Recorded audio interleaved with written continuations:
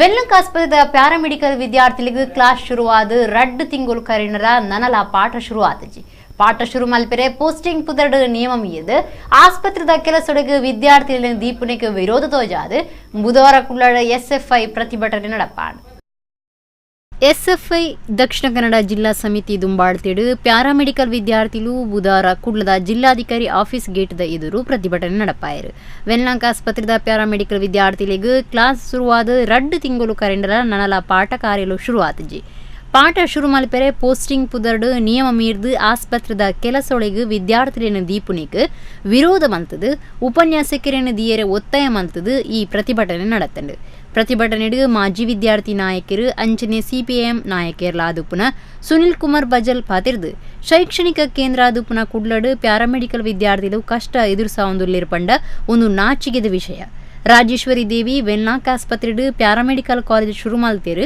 And ಮುಲ್ಪೆ ಒವ್ವೇ ಮೂಲ ಸೌಕರ್ಯ ಇಜ್ಜಿ ಅಂಚಾದು ಮಂಗಳ ಆಸ್ಪತ್ರೆ ಕಡಪುಡಿಯರು ಅಲ್ಪಡ್ದಕ್ಲು ವಿದ್ಯಾರ್ಥಿಗಳನ್ನು ಪಿದೇ ಪಾಡಿಯರು ದಯಪಂಡ ರಾಜೇಶ್ವರಿ ದೇವಿ ಆಸ್ಪತ್ರೆ ಕಟ್ಟೋಡಾಯಿನ ಕಾಸು ಕಟ್ಟದಿಜೇರು ವೆನ್ಲಾಂಕ್ ಆಸ್ಪತ್ರೆ ಗುತ್ತಿಗೆ ಕಾರ್ಮಿಕರನ್ನು ದಾಯ ದೈದೇರೆಂದು ಇತ್ತೆ ಗೊತ್ತಾತಡು 182 ಜನಟು ಇತ್ತೆ 150 ಜೈದಿಂಡು ಬದಲಿಗೆ ಈ ಪ್ಯಾರಾಮೆಡಿಕಲ್ ವಿದ್ಯಾರ್ಥಿಲೇನು ಕೆಲಸಗು ಪಾಡ್ದಿருந்து ಸುನಿಲ್ ಕುಮಾರ್ ಬಜಲ್ ದೂರಿಯರು ಎಸ್ಎಫ್ಐ ಜಿಲ್ಲಾ ಗುರುಕಾರ್ಯರು ವಕೀಲರಾಯಿನ ಚರಣ್ ಶೆಟ್ಟಿ ಜಿಲ್ಲಾ ಕಾರ್ಯಂತಿರು ಮಾಧುರಿ ಬೋಳಾರ ವಿದ್ಯಾರ್ಥಿ ನಾಯಕಿ ರೇಷ್ಮಾ ಪ್ರತಿಭಟನೆ ನೀಡಿದ್ದಾರೆ.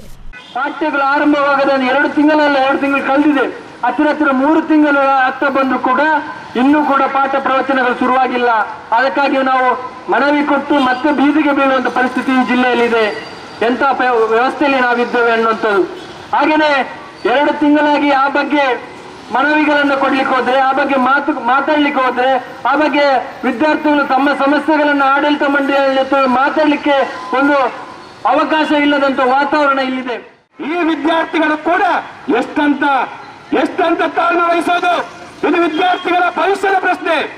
ಇದು ವಿದ್ಯಾರ್ಥಿಗಳ ಭವಿಷ್ಯದ ಪ್ರಶ್ನೆ. 2-3 ತಿಂಗಳಾಯ್ತು. ಇನ್ಯಾವಾಗ ಥಿಯರಿ ಆಗೋದು? ಇನ್ಯಾವಾಗ ಪ್ರಾಕ್ಟಿಕಲ್ ಕ್ಲಾಸ್? ಯಾವಾಗ ಎಕ್ಸಾಮ್ ಆಗೋದು? ಏನೂ ಇಲ್ಲ. ಅದಕ್ಕೇನ್ ಮಾಡಿದ್ರು?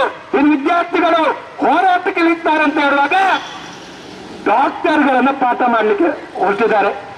ಡಾಕ್ಟರ್ಗಳು ಯಾಕೆ ಅವ್ರು ಪಾಠ ಮಾಡ್ತಾರೆ? ಅವ್ರು ಖಂಡಿತವಾಗಿ ಕೂಡ ಒಂದು ಹೆಸರಿಗೆ ಒಂದು ದಿವಸ ಬರ್ಬೋದು, ಪಾಠ ಮಾಡ್ಬೋದು. ಮರು ದಿವಸ ಏನು, ಮುಂದಿನ ದಿವಸ ಏನು? ಈ ರೀತಿಯ ಪ್ರಶ್ನೆ ಇದೆ.